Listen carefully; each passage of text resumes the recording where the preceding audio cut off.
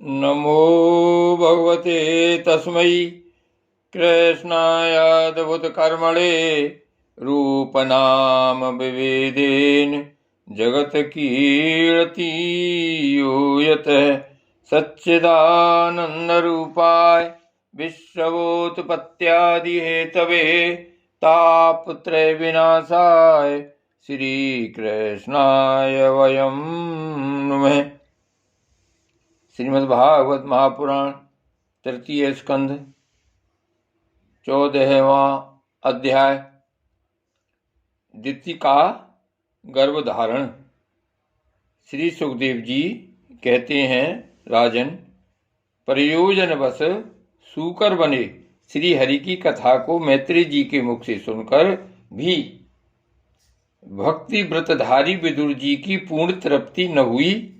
अतः उन्होंने हाथ जोड़कर फिर पूछा। विदुर जी ने कहा, मुनिवर, हमने यह बात आपके मुख से अभी सुनी है कि आदि दैत्य हिरण्याक्ष को भगवान यज्ञ मूर्ति ने ही मारा था। ब्रह्मन जिस समय भगवान लीला से ही अपनी डालों पर रखकर पृथ्वी को जल में से निकाल रहे थे, उस समय उनसे दैत्यराज हिरण्याक्ष की मुठ भेड़ किस प्रकार हुई?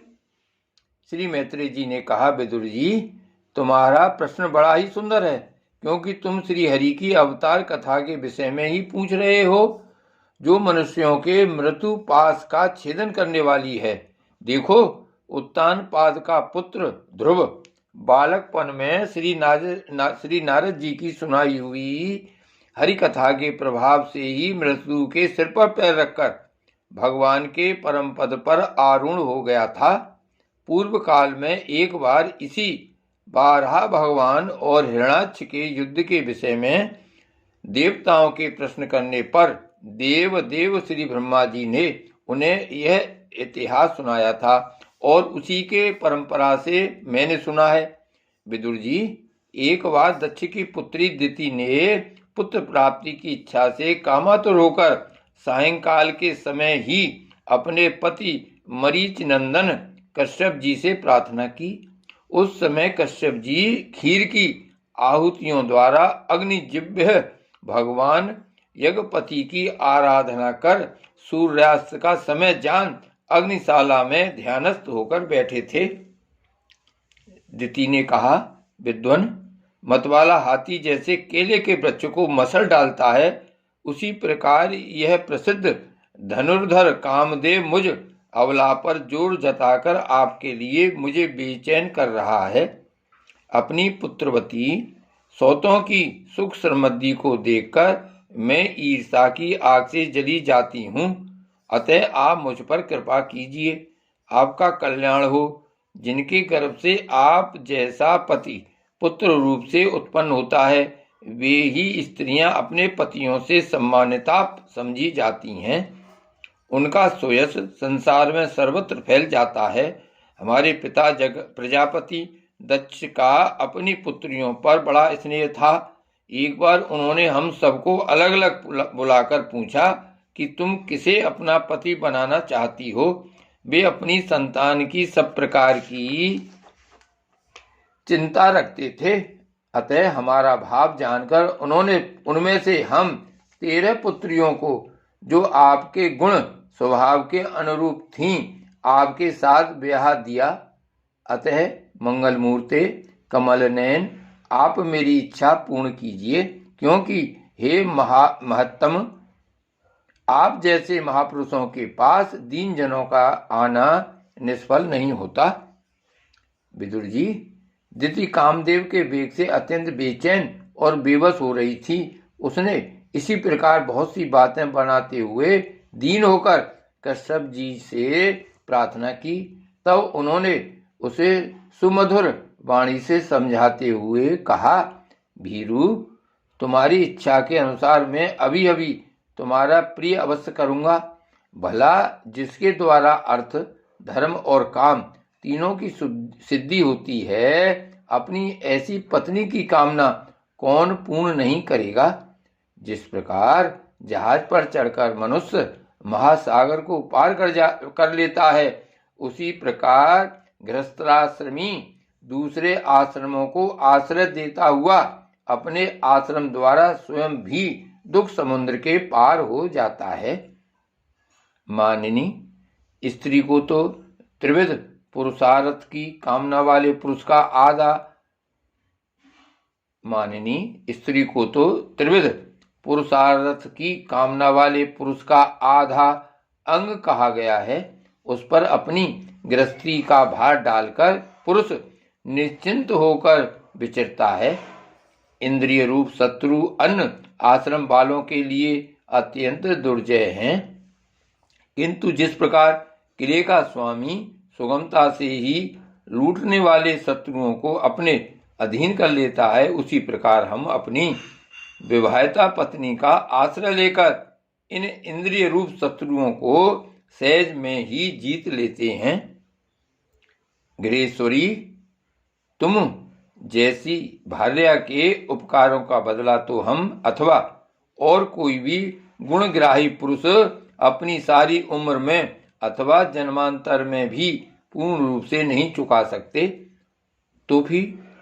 तो भी तुम्हारी इस संतान प्राप्ति की इच्छा को मैं यथाशक्ति अवश्य पूर्ण करूंगा, परंतु अभी तुम एक मुहूर्त ठहरो जिससे लोग मेरी निंदा न करें। यह अत्यंत घोर समय राक्षसादि घोर जीवों का है और देखने में भी बड़ा भयानक है। इसमें भगवान भूतनाथ के गण भूत प्रेतादि घुमा करते हैं। साध्वी, इस संध्या काल में भूत भावन भूतपति भगवान शंकर अपने गण भूत प्रेतादि को साथ लिए बैल पर चढ़कर विचरा करते हैं। जिनका जटाजूट शमशान भूमि से उठे हुए बवंडर की धूल से धूसरित होकर दैदीप्य हो रहा है तथा जिनके सुवर्ण कांति में गौर शरीर में भस्म लगी हुई है, वे तुम्हारे देवर ससुर महादेव जी अपने सूर्य चंद्रमा और अग्निरूप 3 नेत्रों से सभी को देखते रहते हैं।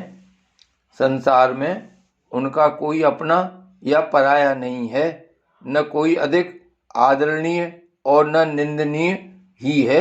हम लोग तो अनेक प्रकार के व्रतों का पालन करके उनकी माया को ही ग्रहण करना चाहते हैं, जिसे उन्होंने भोग कर लात मार दी। विवेकी पुरुष अविद्या के आवरण को हटाने की इच्छा से उनके निर्मल चरित्र का गान किया करते हैं। उनसे बढ़कर तो क्या उनके समान भी कोई नहीं है और उन तक केवल सत्पुरुषों की ही पहुंच है। यह सब होने पर भी वे स्वयं पिशाचों का सा आचरण करते हैं। यह नर शरीर कुत्तों का भोजन है। जो अविवेकी पुरुष आत्मा मानकर वस्त्र आभूषण माला और चंदनादि से इसी को सजाते संवारते रहते हैं, वे अभागे ही आत्माराम भगवान शंकर के आचरण पर हंसते हैं। हम लोग तो क्या, ब्रह्मादि लोकपाल भी उन्हीं की बांधी हुई धर्म मर्यादा का पालन करते हैं। वे ही इस विश्व के अधिष्ठान हैं तथा यह माया भी उन्हीं की आज्ञा का अनुसरण करने वाली है। ऐसे होकर भी वे प्रीतों का सा आचरण करते हैं। अहो, उन जगत व्यापक प्रभु की यह अद्भुत लीला कुछ समझ में नहीं आती। मैत्री जी कहते हैं, पति के इस प्रकार समझाने पर भी कामातुर दिति ने वेश्या के समान निर्लज्ज होकर ब्रह्म ऋषि कश्यप जी का वस्त्र पकड़ लिया। तब कश्यप जी ने उस निंदित कर्म में अपनी भार्या का बहुत आग्रह देख देव को नमस्कार किया और एकांत में उसके साथ समागम किया। फिर जल में स्नान कर प्राण और वाणी का संयम करके विशुद्ध ज्योतिर्मय सनातन ब्रह्म का ध्यान करते हुए उसी का जप करने लगे। विदुर जी, दिति को भी उस निंदित कर्म के कारण बड़ी लज्जा आई और वह ब्रह्म ऋषि के पास जा सिर नीचा करके इस प्रकार कहने लगी। दिति बोली, ब्राह्मण, भगवान रुद्र भूतों के स्वामी हैं। मैंने उनका अपराध किया है, किंतु वे भूत श्रेष्ठ मेरे इस गर्व को नष्ट न करें। मैं भक्त बादशाह कल्पतरु उग्र एवं रुद्र रूप महादेव को नमस्कार करती हूँ। वे सत्पुरुषों के लिए कल्याणकारी एवं दंड देने के भाव से रहते हैं, किंतु दुष्टों के लिए क्रोध मूर्ति दंडपाणी हैं। हम स्त्रियों पर तो व्याध भी दया करते हैं, फिर वे सतीपति तो मेरे बहनोई और परम कृपालु हैं, अतः वे मुझ पर प्रसन्न हों।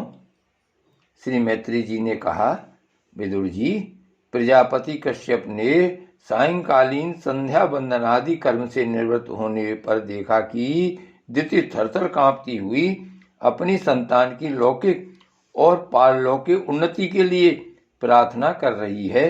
तब उन्होंने उससे कहा, कश्यप जी ने कहा, तुम्हारा चित्त काम वासना से मलिन था, वह समय भी ठीक नहीं था और तुमने मेरी बात भी नहीं मानी तथा देवताओं की भी अवहेलना की। अमंगलमयी चंडी, तुम्हारी कोख से 2 बड़े ही अमंगलमय और अधम पुत्र उत्पन्न होंगे। वे बार बार संपूर्ण लोक और लोकपालों को अपने अत्याचारों से रुलाएंगे। जब उनके हाथ से बहुत से निरपराध और दीन प्राणी मारे जाने लगेंगे, स्त्रियों पर अत्याचार होने लगेंगे और महात्माओं को क्षुब्ध किया जाने लगेगा, उस समय संपूर्ण लोकों की रक्षा करने वाले श्री जगदीश्वर कुपित होकर अवतार लेंगे और इंद्र जैसे पर्वतों का दमन करता है, उसी प्रकार उनका वध करेंगे।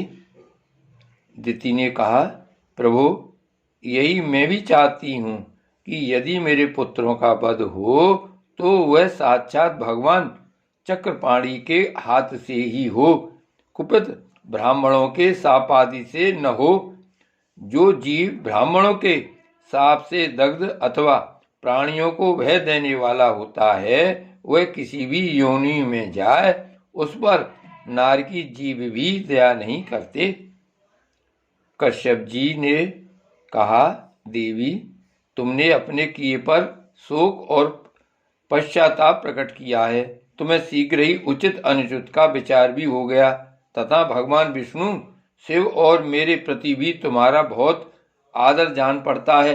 इसलिए तुम्हारे एक पुत्र के 4 पुत्रों में से एक ऐसा होगा जिसका सत्पुरुष भी मान करेंगे और जिसके पवित्र यश को भक्तजन भगवान के गुणों के साथ गाएंगे।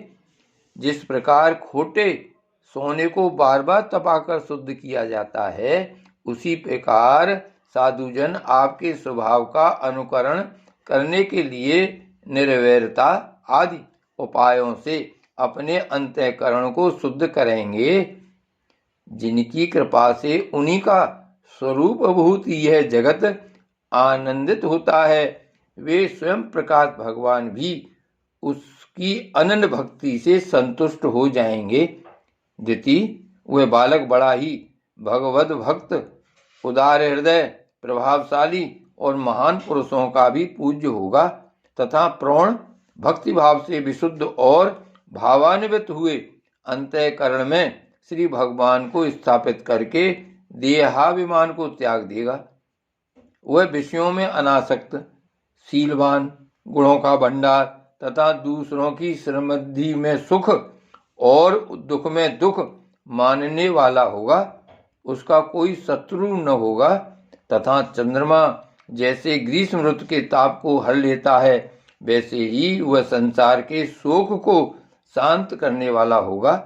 जो इस संसार के बाहर भीतर सब और विराजमान हैं, अपने भक्तों की इच्छानुसार समय समय पर मंगल विग्रह प्रकट करते हैं और लक्ष्मी रूप लावण्य मूर्ति ललना की भी शोभा बढ़ाने वाले हैं तथा जिनका मुखमंडल झिलमिलाते हुए कुंडलों से सुशोभित है, उन परम पवित्र कमल नयन श्री हरि का तुम्हारे पौत्र को प्रत्यक्ष दर्शन होगा।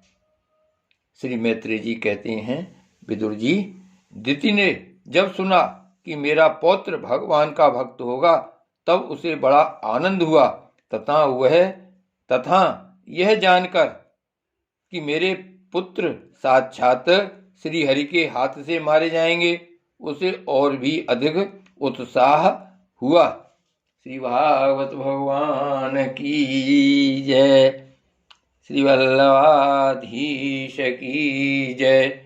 श्री गोवर्धनाथ की जय। श्याम स्वरूप श्री यमुने महारानी की जय।